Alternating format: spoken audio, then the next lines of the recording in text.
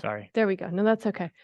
At the very end of the feasibility study, there's that 2-page, with the images and the bullet points. It's kind of a 2-page summary for the year 2000 plan, urban renewal. And I just thought that is such a fantastic, 2-page brief document explaining what this has done for our community. And it has totally changed and shaped Wilsonville as we know it.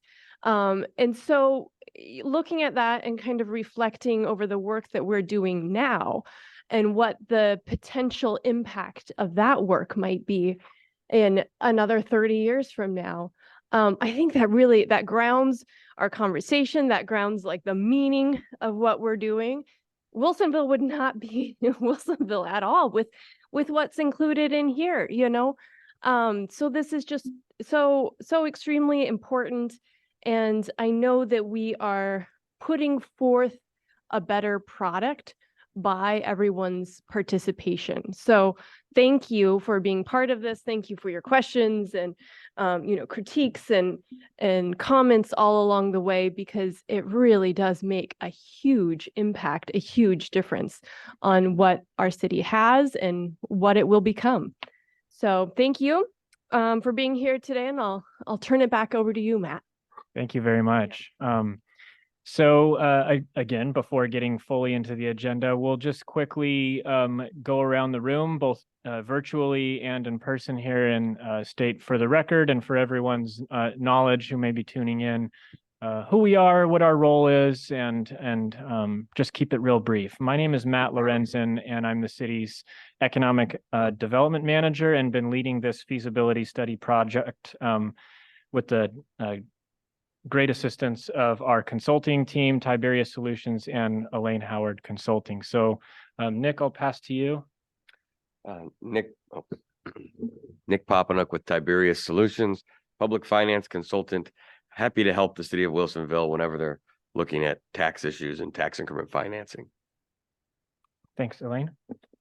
Elaine Howard, and I've been working with you since 2006 and really appreciate the opportunity always to work with the city of Wilsonville. Thank you. Thanks. And then we'll start on the this side of the dais with Jeff Schaefer. Thanks. Jeff Schaefer, Vice President of Finance and Operations for Clackamas Community College. Thanks. My green light doesn't work, but I speak pretty loud anyway. Seth Henderson, Level Development. I'm Pat McGuff. I'm the Chief Operating Officer with the West Lynn Wilsonville School District. I'm Kristen Ockervall. I'm Council President for City of Wilsonville's City Council. Christine Reynolds, resident since 2001 and partner at Orrick, Harrington, and Sutcliffe, focusing in public finance. Ellen Steiger, resident. Excuse me, Christine. Spence, resident. Thank you. And then we have some staff joining us in the back of the room. And I'll just quickly say we have Keith Katko, our finance director. We have Chris Namsu, community development director. We have our communications team, Bill Evans and Liana Huang. Did I get that right? Thank you. We have Kim Reibold, our senior planner, and we have Zach Weigel, city engineer, all here to support me and contribute where needed. And can we do a brief introduction from our online participants as well? Thank you. Kevin. Good afternoon, everyone. Kevin O'Malley, Wilsonville Chamber of Commerce CEO. Stuart Chans, CEO of ROIC. We own the Wilsonville Town Center. Thank you. And I'm Jacob Fuhr, Public Affairs Officer at TVFNR. Thank you very much. Miss anyone? I don't think so. So I'm going to share our screen now. If I can coordinate that.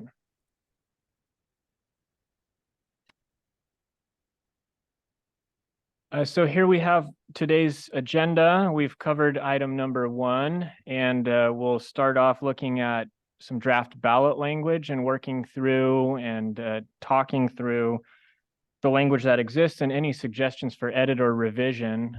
Certainly open to those and want to polish this as much as possible, especially before we bring it to the city council for their consideration. We'll then look at our work around communications and what we plan to do in the coming months.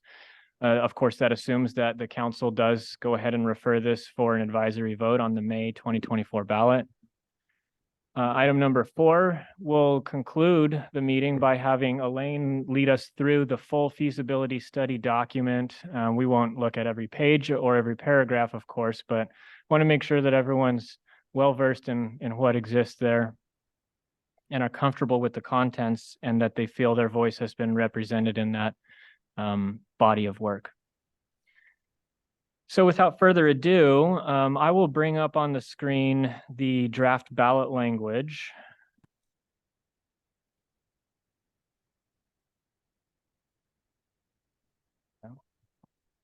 Try again.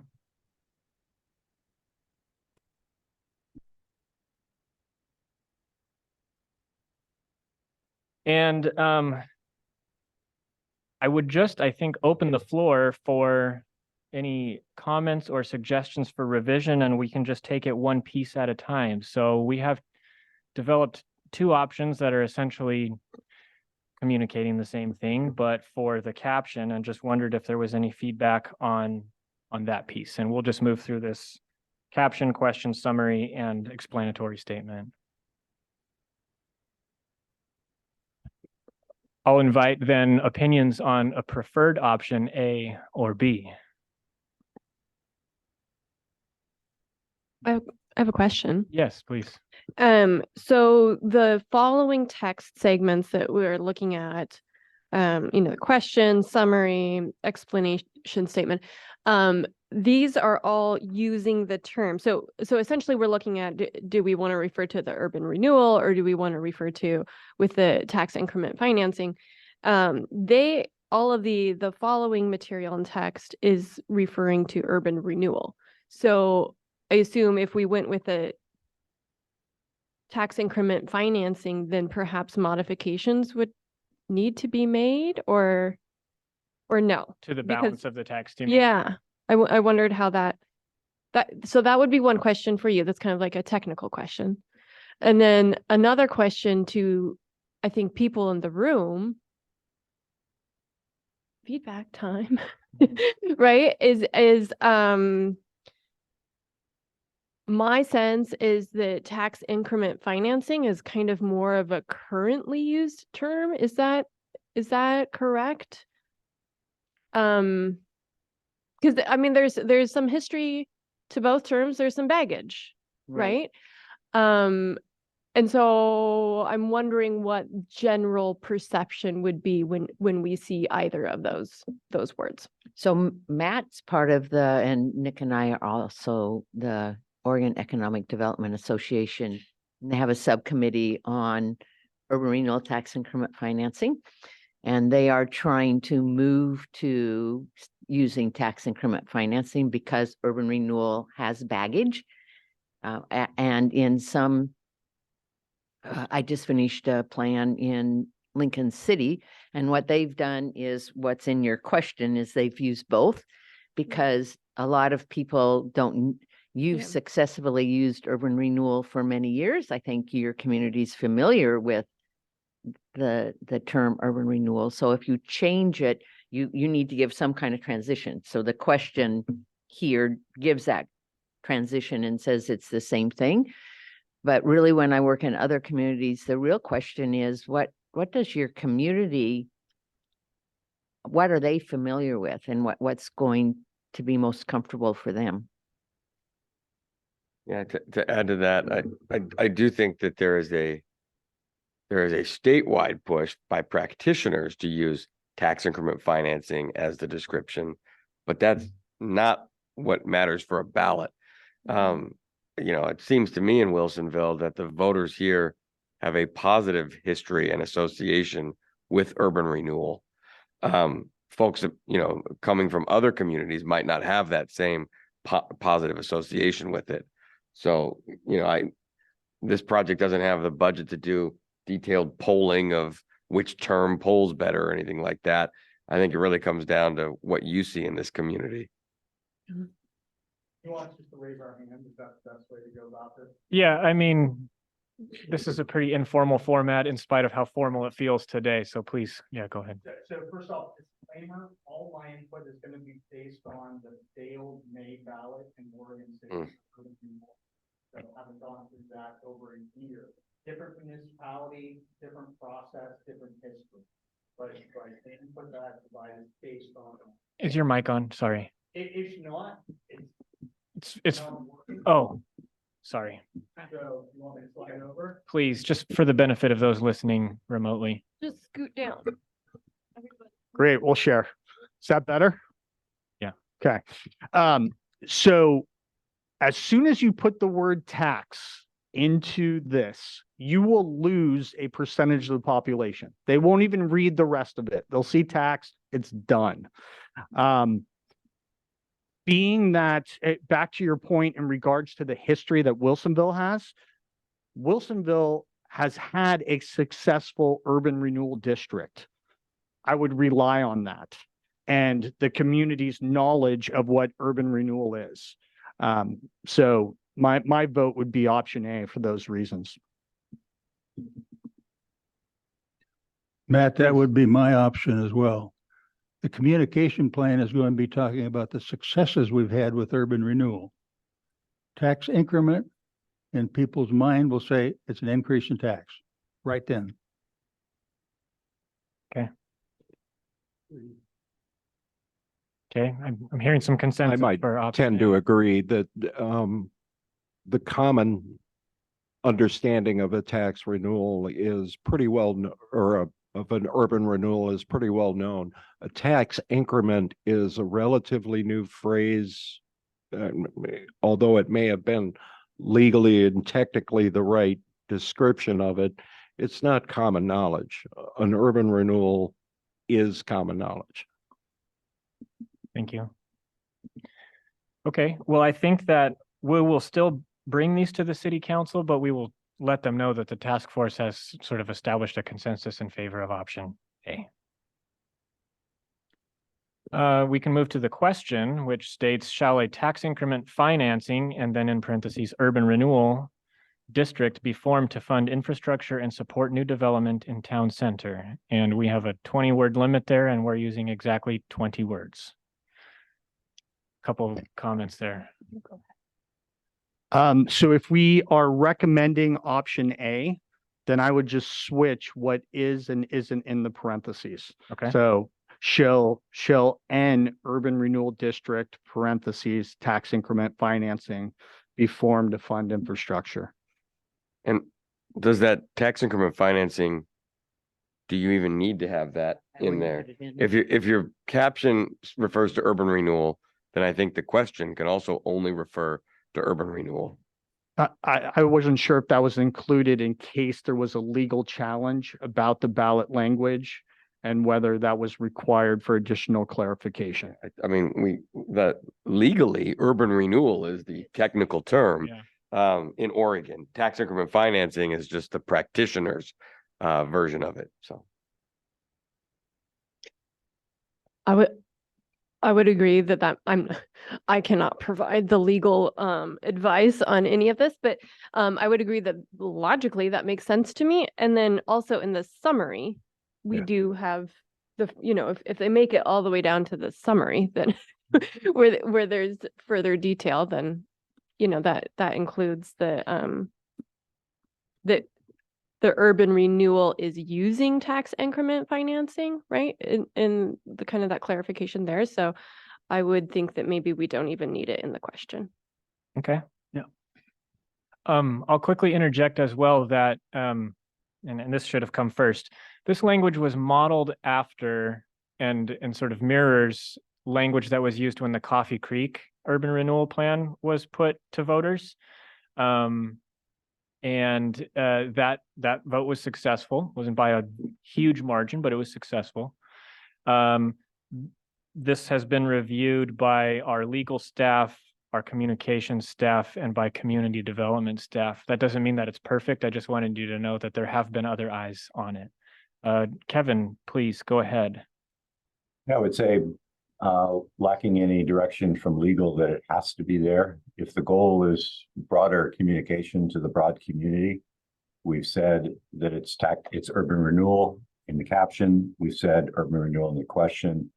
And as President Akkerval said, the very first sentence is really clear, so that it's not like anybody can say that we're trying to play games with words.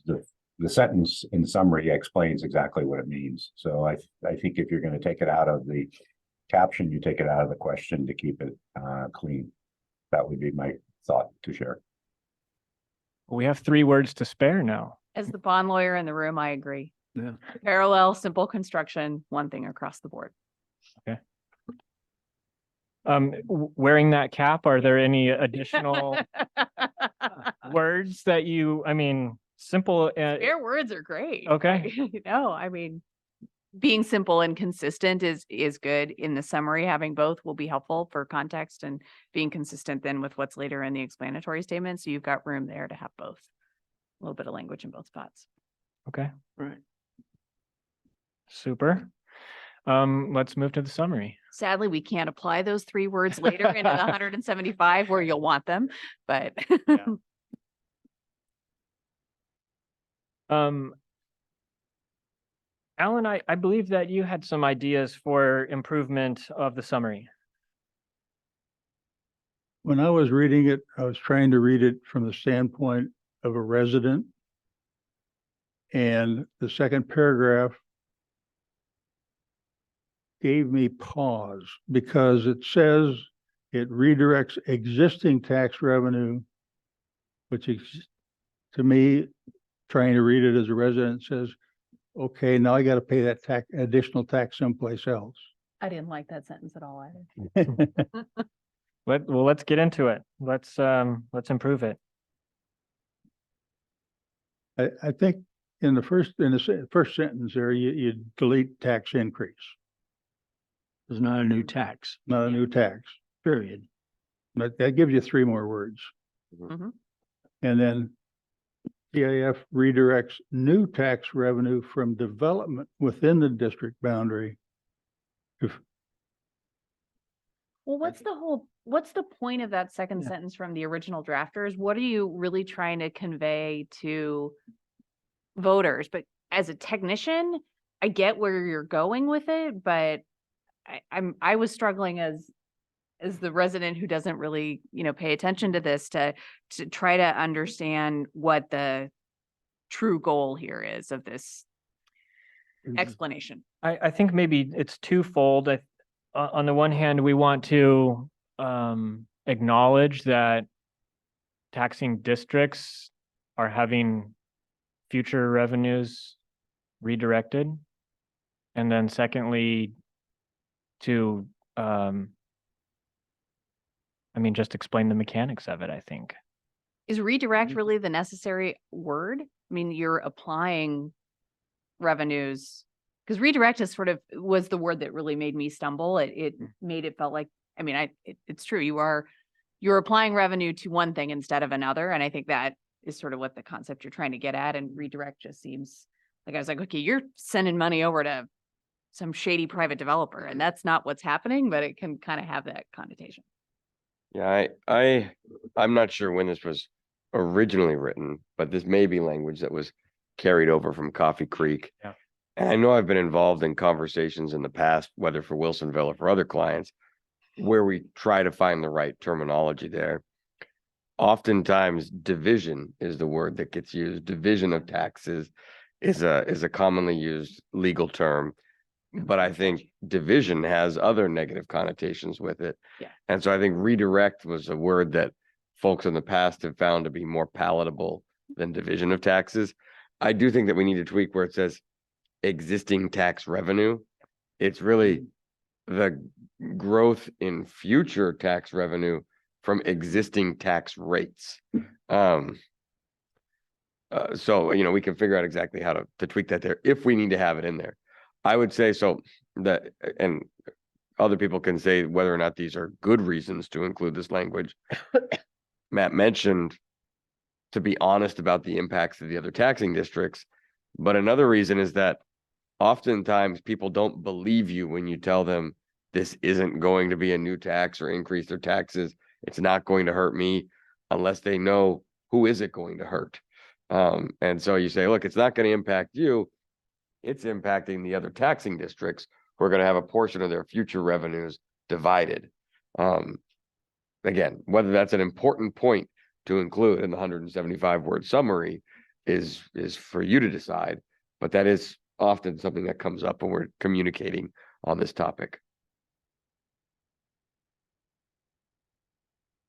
If I may, it might be important. It just says existing tax revenue within the district boundary. It doesn't really identify that it is other tax levying jurisdictions, and maybe some phrase that in partnership with other taxing districts within the county, those funds are redirected to the urban growth. Because the way I read it is in layman's language, it's actually the city is already getting this tax money and we're just going to redirect it. It's almost like a budget transfer. And I think that's the way it kind of reads, the way it's written right now. So we want to work on that sentence, particularly the first half of it. You might flip it too, to start with the second sentence is good. I'd start with that and then deal with the problematic second concept, which is. In other words, lead with TIF funds infrastructure and other projects that spur development, and then. No, this TIF is not a new tax. TIF revenues come primarily from increase in taxable value associated with new development and redevelopment. And then. Okay. Then I deal with it from there. And then say something like the taxes off of this new development will go to the urban renewal agency or instead of other taxing districts or something similar to that. I just typed up what might work for that sentence that's problematic, which is TIF redirects a portion of future property tax revenues that would be generated by the permanent tax rates of overlapping jurisdictions. No one's going to understand that except You got the lay people out there.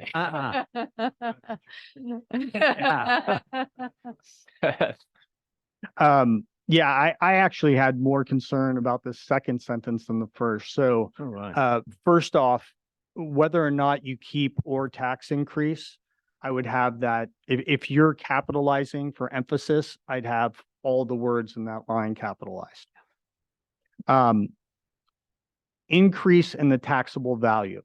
So as soon as you use the word increase, whether or not we're talking about the same rate, people are going to go, okay, that means somebody's taxes are increasing. Who is that? Who's paying that? So that's what actually caught my attention.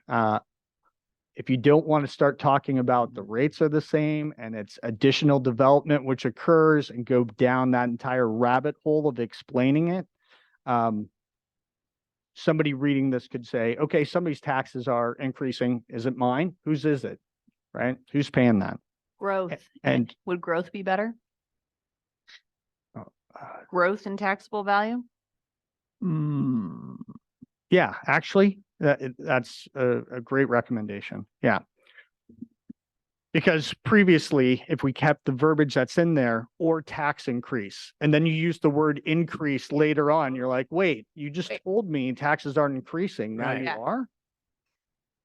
Growth has a more positive Yeah. connotation. I like that.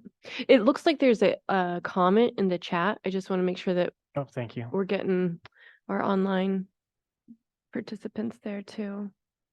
Yeah, Kevin's adding TIF means using existing taxes in a smarter way. It's not about paying more. It's about using the taxes businesses already pay more effectively. When businesses in a TIF area grow and are worth more, the extra tax money they generate is used to make the area even better, like upgrading roads. I would point out that GPT does not have 175 word. No. And ChatGPT isn't taking into account the property taxes residents pay as well as businesses, but No, but GPT interesting inspired. concept of putting it into ChatGPT because, Yeah. or any sort of search engine, because if there are, I mean, most people when they're filling out their ballot, unfortunately, they don't do that much research. But if somebody did, this might be the information that they're presented with. So it's Yeah. good for us to take that into account. that's a good point. Thanks, Kevin. So what I have right now is that we're going to leave the first sentence, but eliminate or tax increase. Correct. We're eliminating the second sentence and going straight into TIF revenues come and so on. But then we need a concluding sentence that kind of does get into the mechanics of tax increment finance in layman's terms. And I think I can work with you on that. I've done that a lot for different communities. So I'll help you come up with something there that we can review again. Okay. This Mhm. summary does not include the thought that this development would not probably happen without the urban renewal. Seems like it This should. For new growth, which is less likely to occur without it, and that's not the right language, but Sure. somewhere that thought has to be in there. Maybe it's in the communication. I don't know. To that point, though, as a bond lawyer and someone who then looks at it and interprets it later, the primary source for later financings that your city finance team will look at is what's in the caption, question, and summary. The explanatory statement is the next level nice to have legislative intent, but what I look at as a bond lawyer when my client later asks me, how can we spend this money? What did we intend to do? I'm like, what was the voter who was filling out their ballot look at and understand? And that point about this urban renewal plan spurring new development that might not otherwise occur is a compelling fact for voters and also helpful interpretive guidance down the road. So I wonder if integrating that thought could come at the very end of paragraph 1, where it talks about the potential growth in assessed value. So if Kind of I'm a but-for statement. keeping track of everything, we want to make sure that this language is understandable to the general public. They need to come across with the key points that this is not an increase in their taxes, that the revenue does come from the overlapping taxing districts, that it comes from the growth in future property values, especially from new development, and that new development forecast for this area is unlikely to occur without the use of this tool. So if we can communicate those points and make sure that legal says this works and this is legally sufficient, then we're good. I think, kind of in concert with that last point of, that the growth would not otherwise occur. The very last sentence of the final paragraph, I kind of smiled when I read it personally. If the advisory vote fails, the city council will consider their options. And in my mind, I thought, which are limited. Right? Like those 3 words following that sentence. And I don't know, reaction to that concept, but sometimes you get comments. Yeah, the original draft, sorry if I'm interrupting. Yeah. No, The original draft read something to the effect of the city council may not form the district or something to that effect. And then we opted for this, which left it a little bit more open. but I would be disappointed if voters thought, oh, city council has another way to fund these projects if they just look a little harder or something like that. I mean, because it's a considerable amount, and I mean the options that are available are limited. And I'm looking at Keith back there too. Thoughts from staff's perspective, or from sometimes you hear from the public, like just comments that maybe reflect a different understanding of how budgeting actually happens within the city, and an idea that there's money floating around somewhere that we can just apply to things, and unfortunately that is not the case. Seth has a comment. Yeah, Seth, please. Two quick questions. So if passed, are we talking specifically about the advisory vote? Or is the intent that once the entire district is defined and the projects are defined, that there is then another formal vote? No, the advisory vote is it. Okay. I actually thought the very last paragraph of this entire thing it spelled it out pretty well, right? If the measure fails, the council might forego the district's formation, delaying or precluding the realization of the community's vision of the town center. So for me, that actually did a better job of here's the ramifications if this is not passed. So I have two things. One, this paragraph on the first page isn't the last paragraph of the summary. It's on the back with the list of projects, which I would move up to be before this paragraph that's at the bottom of the page that has the consequences, because those projects are compelling and interesting and you want to entice people to be excited about passing it.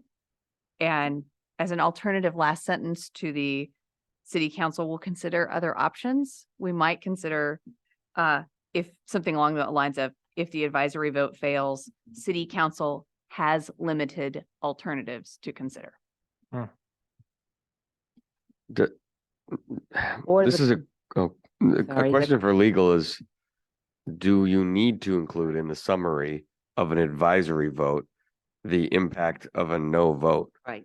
Does that even need to don't be need to, included in there? Because right now, the first sentence, if passed, an urban renewal plan defining the district boundaries and specific projects will be prepared for approval by the planning commission and city council. I don't know that you need to say more. I could understand wanting to communicate to the public. If the city doesn't do this, then this whole plan may never come to fruition. But at the same time, it's a non-binding advisory vote. So you're not really saying if they vote no on this, the city can't put together an urban renewal plan. It's a lot more vague what a no vote means here. This current sentence is as vague as it could possibly be. I just don't know if since it's non-binding, I don't know what you really want to put in there for the impact of a no vote. So is there consensus to just eliminate the if the advisory vote fails sentence? And then we have more words. And then we have one word. Yeah. Exactly. And with those words, you could still include the sentiment in here someplace that without this tool, it is unlikely that the city would be able to achieve the vision of the town center plan. So you're tying that to just the use of the tool, not specifically to the yes or no vote on the advisory vote. Right, and that was that third point that we talked about putting in the second paragraph. Right. So I think Right. that covers the fact that if we don't have this money, we aren't able to make these changes in our community. So I think that works also. And Christine, you were recommending that we move the final section about potential projects up in the language. Do you see a good place where you think that would? Maybe, I don't know. I defer to others on that from a community reader standpoint, just not at the end, earlier on. Please, yeah, Seth and Pat. Two quick questions about the list of projects. So I expect it's because of the word count, but the last bullet that's down in the explanatory statement was eliminated from here. It's strictly word count Okay. situation. To me, it makes sense to make sure those two align. Okay. Otherwise people are like, well, why did they include it there and not down here? Is there something nefarious with based on the content of that last bullet, right? The other question I had is I-5 bike ped bridge. Are we sure that there is no possibility that urban renewal funds would ever be utilized for that project? No, the plan is to use urban renewal funds for that project. Okay, am I missing? Does that just fall under the bike ped infrastructure? Correct. Okay. My personal opinion is that's an exciting project that the community potentially would be excited about, and you might want to call that out separately. Anyone want to react to that? I might have an addition to that. I know we're faced with the same language restrictions on a ballot about what projects we can do. I might recommend a simple line, other improvements as required, because you get 10 years down the road and you discover you need something else and it doesn't fall under the ballot language, and you can't use that money to make improvements for some unforeseen circumstance. We face it all the time with our capital bonds. Something changes or some new problem presents itself, and it doesn't fit in the description of what was under the ballot language.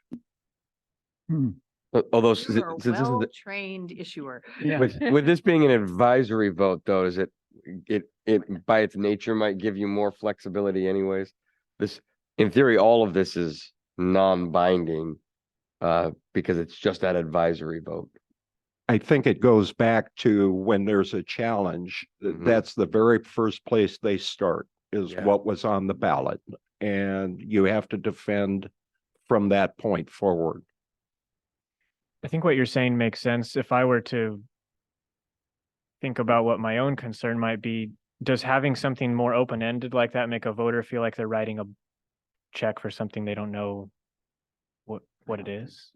No, you rely on staff to obviously only bring forward those items that are truly within the scope of what you're trying to accomplish. But there are always unforeseen circumstances. There are changes in design and direction that happen at the midpoint of this. This is a long-term project that will take years to build out, and you can't predict all of the things that you may encounter. I agree with that. And I was going to ask Christine whether sometimes we put maybe included but are not limited to, but some kind of wiggle language there, because I know Nick and I have worked with both Beaverton and Tigard where what was, and this is a little different because it's advisory, but what was in the voter statement is all they get to do. Yep. They don't get, so I think some wiggle language there, I agree, is helpful. So would that be a more efficient way of getting at that, to not add another bullet, but to just wordsmith that a little bit so that it's not an Yeah, and Christine, does that work? Not, but not limited to? Yes. Yes. And it's in the, you got that phrase in the explanatory statement as well. And I guess just a general question about the project list in the summary versus in the explanatory statement. In the summary, it's being tied to the 2019 town center plan. Is that necessary? I mean, we've started up in the first paragraph, tying this back to the vision in the 2019 town center plan. The more you do that, the more you're sort of tying yourself into history versus the future and how things may change. So it just, more of a question of, do you really need to do that twice? A fair question. I mean, in referencing that document, generally, I do think we are trying to make voters recall that process and their excitement for that process, but that's very optimistic. And in 175 words, I don't know that I would use it twice. And especially since your urban renewal plan is a financing matter, when you go later to do whatever financing, where your legal counsel is going to look is really first going to be the urban renewal plan as it's finally adopted. Not, I mean, at some point they may have to go back to the advisory vote materials as well, but urban renewal plan, which I'm sure references the 2019 town center plan, is really where they're going to look. So you may So- be using more words than you need to in this 175 limited space. Sure. So the following projects, and then just eliminate specified in the Yeah. 2019. Yeah. Okay.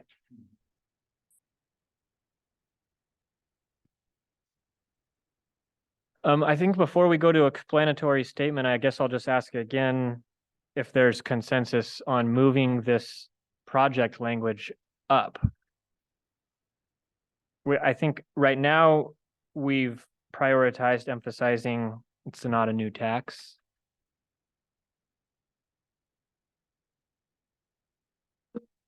Is that the correct prioritization, or just looking for some feedback there?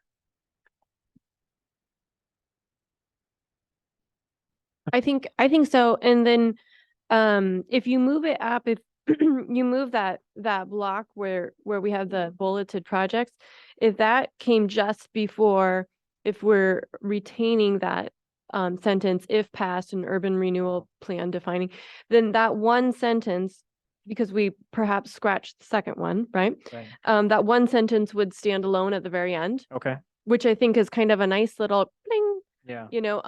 kind of ties it all up, ties up the bullets that are just before it. And sometimes the eye, when you're reading things quickly, you can, jump to places where there is less text, Mhm. right? So it would really highlight that summary statement there Okay. at the end. All right, explanatory statement. I'm also just gonna note that the time is 11:20 and we have more substance to get through. And so I think that Nick did a good job of summarizing what we need to communicate. We've gotten into the weeds a bit on how we convey that on a very granular level. Without going really deep into the explanatory statement, I guess I would just ask for, in the name of time right now, anything that is of particular concern there. I think something needs to be said in the 1, 2, 3, fourth paragraph. Total cost for projects estimated 190 million over a period of years. Hmm. Not gonna be day one, we're gonna drop 190 million into this thing.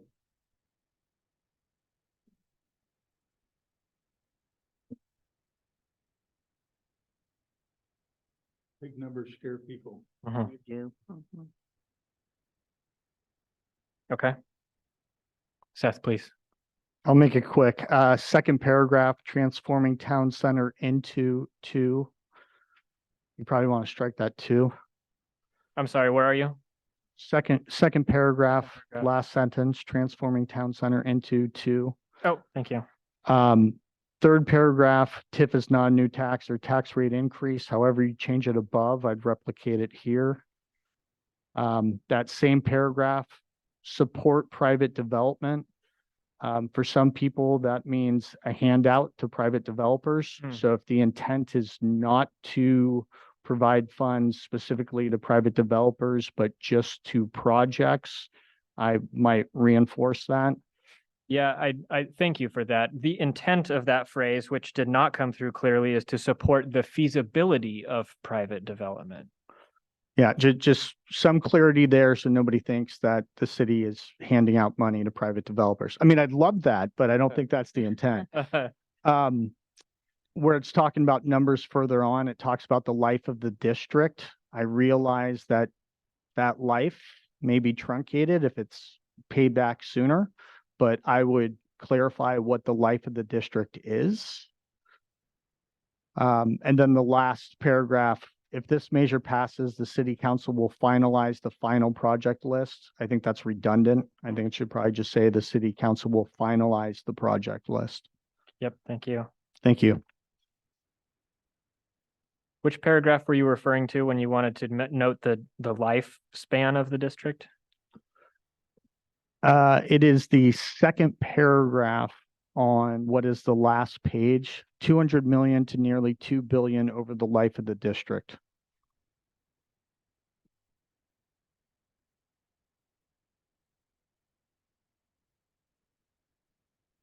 I think back to that phrase with the spur and support private development. The support might be, that word might be especially a hurdle, Mhm. right? I mean, the concept, right, that we're trying to help things happen that wouldn't otherwise not happen, right? So spur, I can get there with spur, Mhm. but Okay, the support seems to be a little problematic. yeah, we maybe invite more questions than we are answering by adding support, so. So just that spur private development. Mhm. Okay. And I think just one sort of final thing, I think since it looked like we're getting rid of the sort of what happens if it passes, what happens if it fails in the summary, to the extent you end up having words you've got a paragraph at the end in the explanatory statement that has that, and that, if somebody's reading that far, they're committed, they're going to want to know. And so having, you've got the start at language here that is good. And, with council's direction on how they want to phrase what they might do or not do is a good place to have that. So you're saying because we're eliminating it in the summary, it's good to have it in Yeah. the explanatory? Yeah, I'd Okay. say it's much better to have it in the explanatory and leave the summary for biggest bang for your buck. Sell it in the summary. Give them all the details in the explanatory statement. Okay. Anyone joining remotely that wishes to say anything before we move to the next agenda item?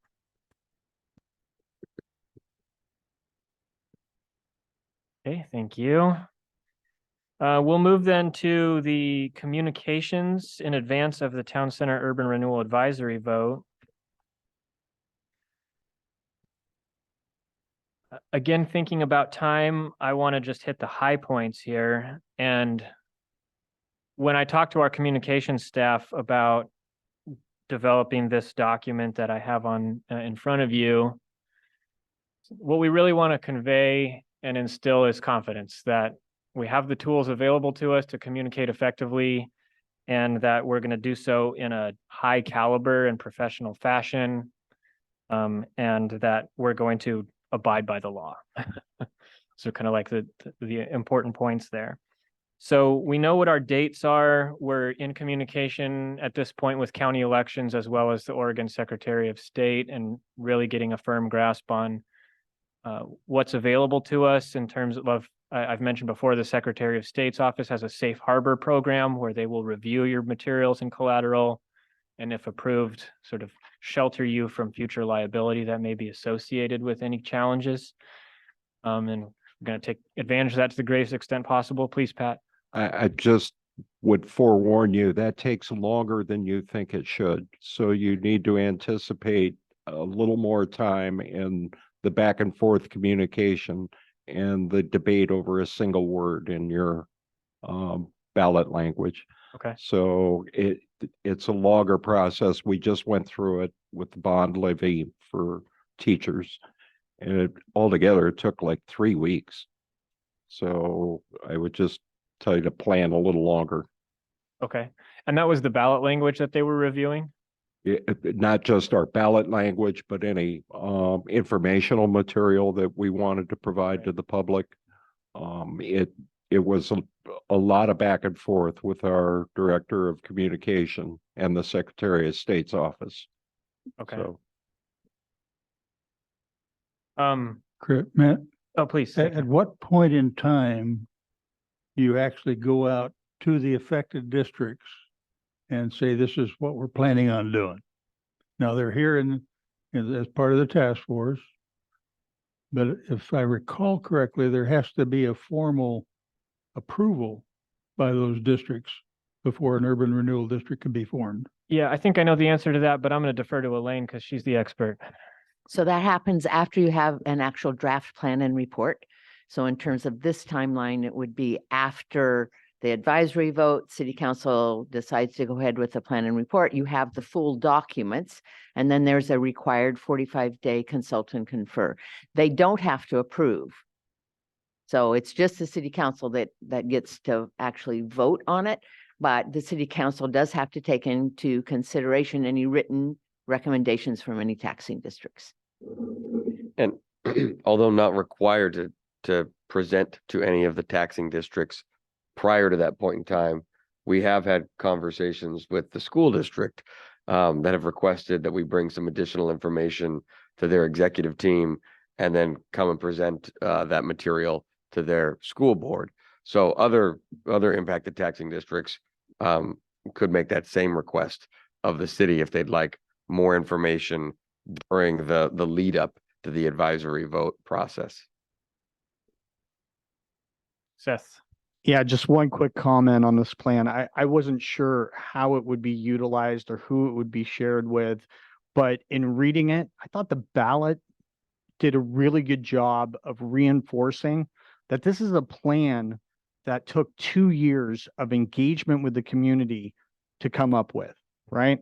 Here it just states adopted by the city council in 2019 in that second paragraph. I would reinforce in this communication plan, this town center plan is based upon the communication and the engagement of the community.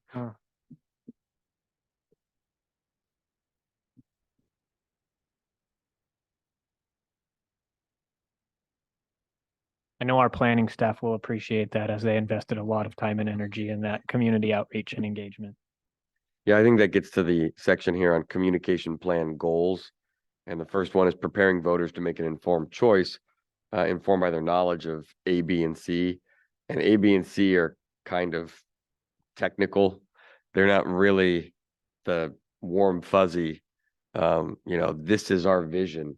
So maybe you need to add a D, which is, part of that, the informed by their knowledge of the vision for town center, Right. the community generated and adopted vision for town center. That something more specific, like this is the financing tool that will make what we all agreed on was our vision happen.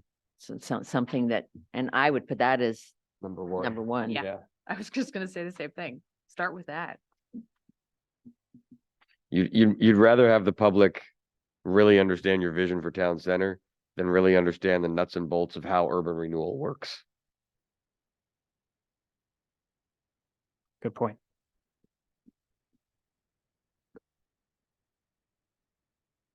All right. Then I will just shift to have you take a skim, I think, of the calendar. I'll forego the channels and methods page, but the calendar itself, nothing in particular I want to focus on here, but to just let you know that we've thought about sequencing and what tools would be available and how we could be most effective with them. As far as social media goes, that will be a critical way to target Wilsonville voters specifically. At a fairly low cost, you can be very laser specific at who you're reaching. And so that works tremendously to our advantage. Here is an example of what we might push out into the world. This is by no means final, but just kind of giving you a chance to experience look and feel. The domain name is not specified. We don't know what the ballot measure number is, but here it reads urban renewal would fund millions of dollars of infrastructure projects identified in the town center plan without raising any.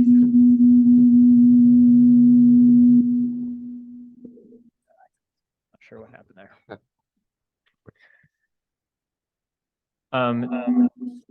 That's odd. Let me see. I might have caused that, Matt, because I was trying to join the remote link. Hold on, stand by. I have to leave, so I was trying to join remotely. Ah. I did it with a flourish. My apologies. I'm listening, and Rihanna's here to sort of listen and take notes on. Thank you, Bill. All right, thanks. This next sequence is something that would be found on Instagram. So they use square photos and you can swipe through them and it kind of tells a brief story. So, here would be a leading slide. And then you can get into some brief language with a call to action at the end. It doesn't have to be asking us a question, but it could be, don't forget to vote on ballot measure XYZ 1, 2, 3. Could you go back to the first one? Okay, and then the next one? And then the next one?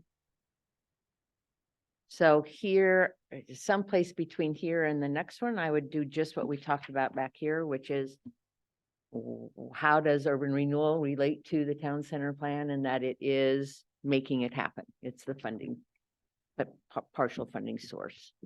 Urban renewal is how we bring the vision Right. to life. Right. Exactly. Another thought there, excuse me, change the word the to your. Oh, Good. yeah, and I could see, again, since it's cheap to do on social media, you could have a whole set of photos and slides that just is recapping that vision. You've got one slide here with a picture of people walking and a couple of small paragraphs about what's in the town center plan.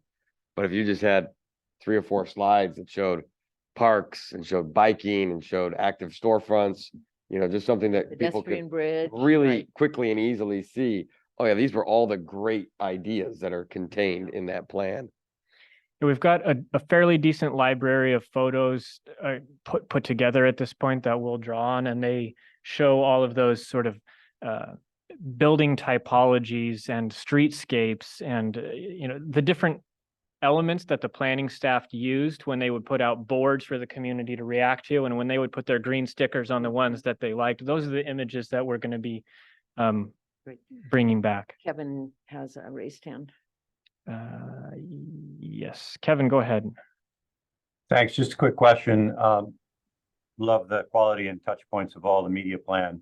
Social media by its nature is expected to be interactive. Does that mean if these posts are going up, that there's somebody actively going to respond from the city?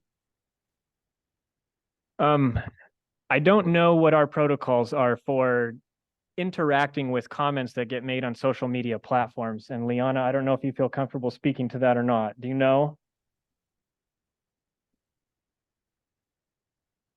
Please. And it's doesn't have to be discussed today, Matt, but the assumption of people on social media is that responsible people that are there are because they understand it's an interactive media. So if it's the intention to turn off comments, it's just like on YouTube, it just frustrates people. So just a consideration in your staff conversations that if there isn't a way to communicate, you're just pushing messages without any community involvement, and that may not be the best strategy. That's all. Okay, go ahead. Is that green light on? Now it is. Yeah. For our regular communications, we tend to offer like clarifying information on posts, but we don't necessarily reply to things that might be more contentious. But for a ballot measure, I'm not sure in terms of legality what replies might look like. I imagine clarification of information would be okay, but beyond that, I'm not sure. That's a good point. Yeah. I would just say that I expect city general counsel will have very strong views on this as it relates to being careful to avoid anything that remotely looks like advocacy. So unless there's a separate political action committee formed to support the advisory vote, I respect that. I can tell you I've seen blow-ups because the community doesn't understand that. You're on a platform, pick your platform, Facebook, Instagram, where the assumption is it's interaction. So if there's legitimate reasons for doing it, if there's not ongoing education of the public that you're not, of why you're doing it, then it becomes a real point of friction about the whole campaign. So. Yeah, this is the very language that the Secretary of State gets involved in. And it's always much easier to have this kind of advocacy or this kind of information campaign go through elected officials and political action committees, and they run the social media campaign and not through the city. Right. It's a really delicate fine line to walk that you have a lot of risk in with even 1 or 2 wrong words in any one of these. Yep. Thank you. Cool. In short, I think we'll need to involve our legal department, make sure. Maybe some differences here because it's not, you're not asking for property tax increases. You're as an advisory vote rather than a true bond levy, local option levy. There may be some differences, but frankly, that would be something that the city's general counsel would want to consult with Secretary of State on and understand where those boundaries are. Election law, complicated. Yeah. Looking through, kind of shifting from that, that's good conversation, but shifting from that, looking through these images, I mean, so I'm imagining like, right, we can swipe through, swipe, see the pictures, see the headlines or whatever.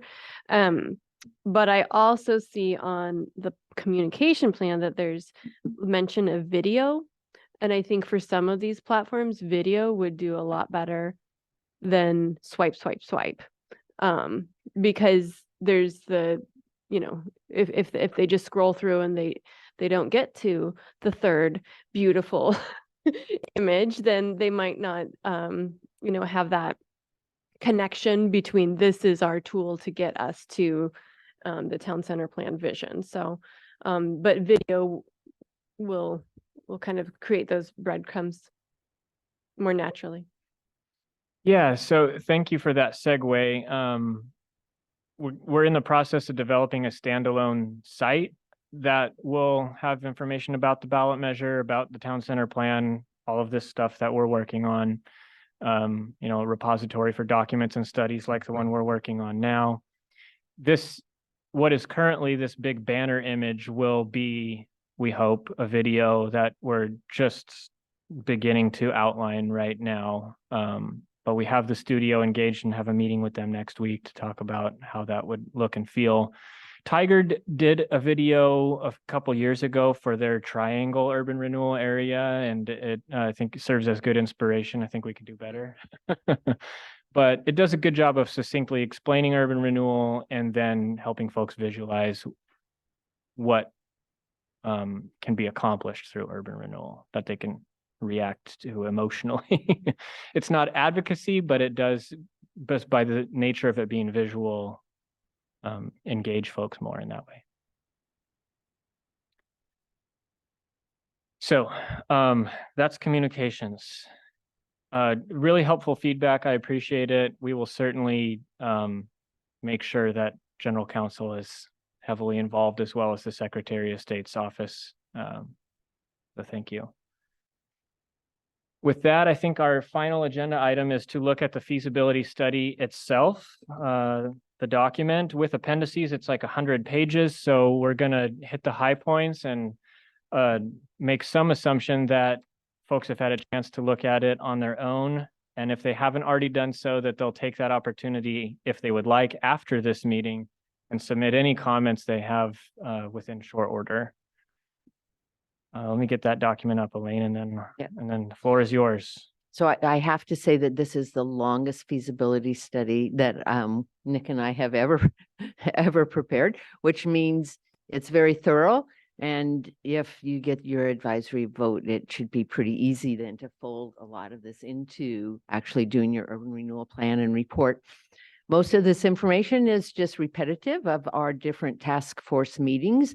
So on the table of contents, we have the executive summary, but we just have the boundary, the conditions of blight, which we spent half of a meeting going through, the comprehensive plan conformance, which was actually just pulling from the detailed plan conformance that was part of the adoption of the 2019 town center plan.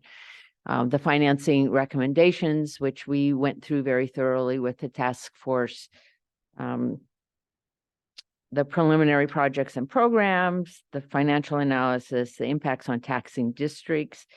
And then one thing that we haven't gone through is the political feasibility and other considerations. So maybe if we can move to page 39, that might be something that you may not have been able to get through this to that page, but if that may be a place where you haven't had the opportunity to yet provide input, but would like to.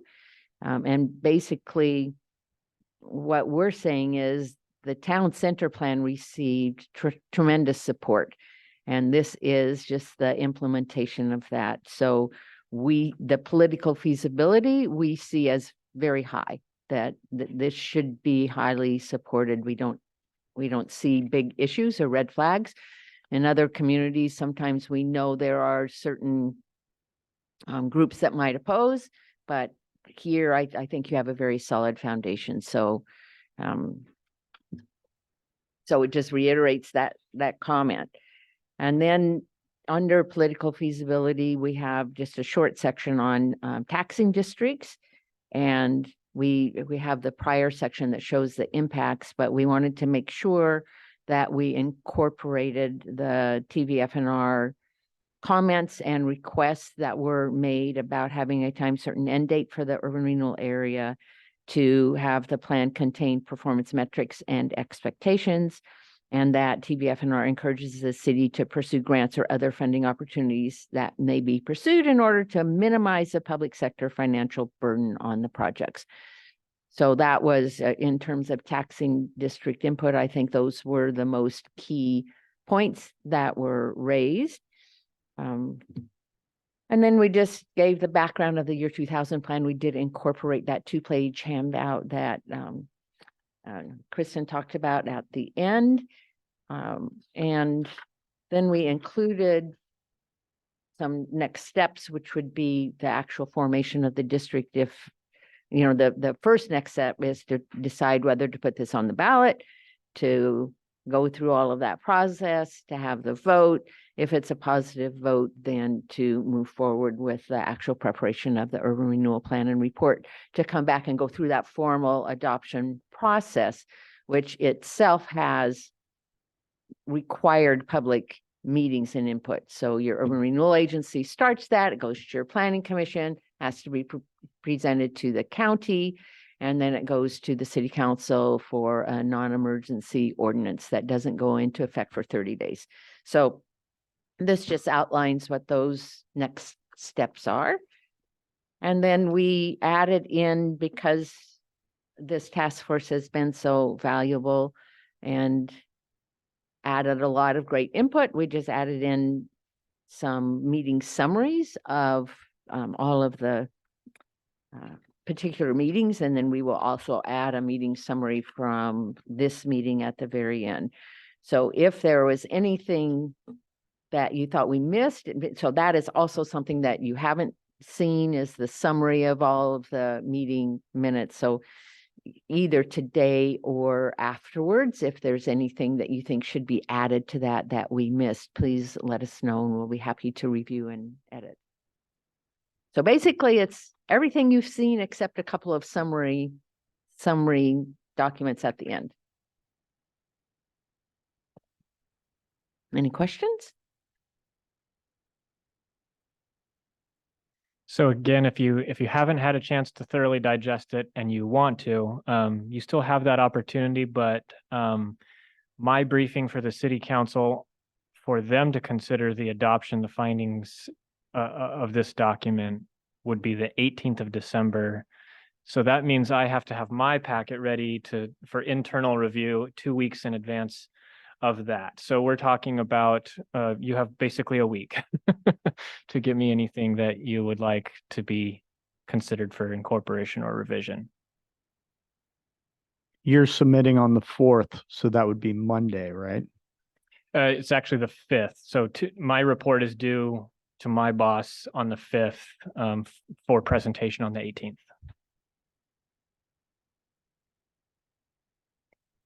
All right. We've talked about a lot of changes, particularly in the summary language. When might we see what that revised language would look like? Good question.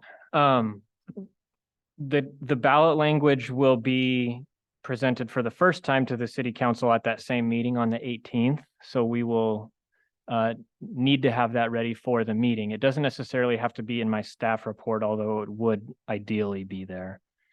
If we can incorporate these changes, and I think we can in the next week, we can send that out, and then you'll be able to see the packet that the city council receives. there would be limited opportunity for further revision before the council meeting, but you can at least see what the revisions look like after they've been incorporated. So as an ad hoc committee, we don't have formal bylaws that tell us how we proceed at this point, but I think based on what we've done in the past with the Urban Renewal Strategic Plan and other meetings of the task force, we're going to ask for a consensus vote and a recommendation to the city council of the compiled body of work as it's now constituted in the feasibility study document. So I can see everyone in the building here. I'm trying to see if there's a way I can show.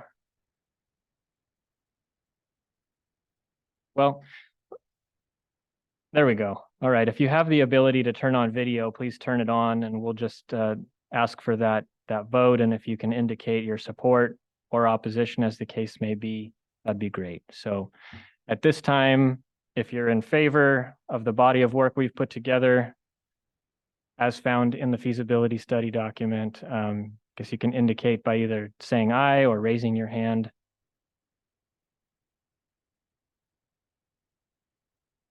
Thank you. Guess we have this on video, but for the record, those in the room are all in favor. Jacob with TV F and R is abstaining from the vote, and that will also be noted. I see Kevin in favor. And Stuart may have had to drop off the meeting.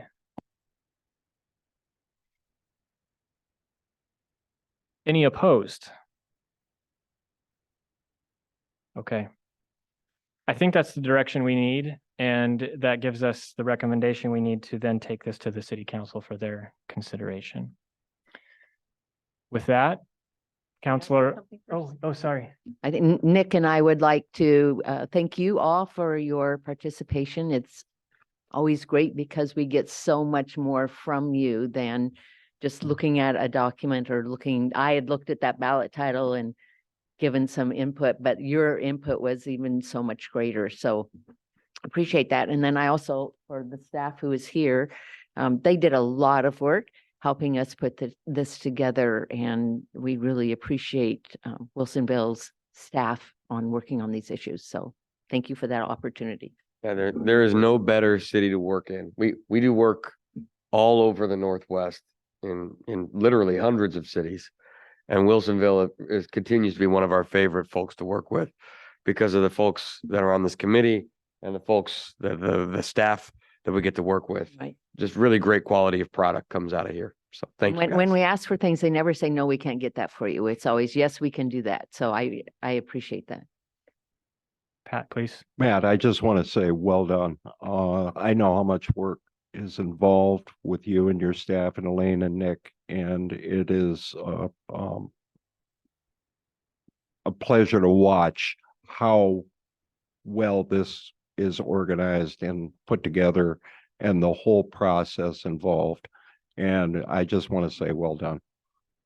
Thank you. And I've been on staff only 2 years, but I know I can speak for my boss and many who have been on staff much longer and say that the partnership with the school district has meant a lot over the years. And I had the opportunity to do a bit of a exercise in history in rehearsing the genesis of the first urban renewal plan in Wilsonville, the year 2000 plan. And it would not have been a reality without close partnership with the school district. It was a resolution that was signed mutually by both entities to support one another's bond measures ballot measures that really created the energy to advance that first urban renewal plan. So it means a lot. Thank you. Councilor Ackerval, anything? Well, one thought that we're all into the great summary comments, and now I'm going to drag us back into logistics. But Okay. On the 18th, are you on work session or are you in the public meeting? That will probably be in the general meeting because it will be a resolution being considered. So just for everyone here then too, because work session, there is no public comment during work session, but the general meeting that happens at 7 p.m., there is opportunity for public comment at that meeting, of course, always. So I wanted to alert everybody to that. And I assume after that meeting on the 18th, then you could follow up with this group with some recap or even snippet of the video from the meeting that night, or I'm thinking to Alan's question about seeing the revisions, and I want to make sure that we have can close the loop on all of that and make sure that everyone is really aware of where the conversation has gone, I guess. So that's my logistic bit. My summary bit is again just a deep appreciation for all of you and for your involvement in this process. And I'll say it in case you haven't looked at that 2-page handout for the year 2000 plan. Look it up. 803% increase in assessed value for that area. 803%. Let's right. So when I say like Wilsonville would not be Wilsonville without this, it is absolutely true. And looking at that list of projects that were part of that plan. Oh, thank you. There we go. These are huge moments for the city. So thank you for all of your work that is leading to perhaps this next huge moment. And the impact is quite large. So I just have deep gratitude for everyone's participation and efforts. Thank you. On that note, meeting adjourned. Do you want us there on the 18th? If you have nice things to say. Okay, that's a no.